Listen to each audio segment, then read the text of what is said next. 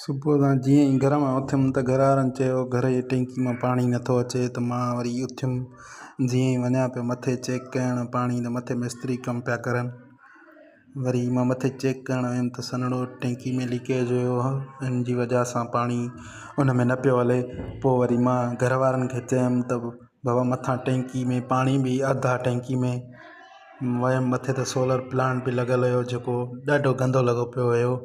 वरी मां जेको आहे त आहिस्ते आहिस्ते क़दम खणंदो पुगुमि जीअं ई पाणी चेक कयुमि त पाणी टैंकी में अधु हुयो, हिन जी वजह सां पाणी बि न पियो हले हुन में। पोइ जेको आहे त हथु लाइ ॾिठुमि त सन्हो हुयो, साम्हूं ॾिसो था लीकेज हुयो जेको आहे त। वरी ॾिठुमि मथे मिस्त्री इहे ॾिसो था कमु करनि था।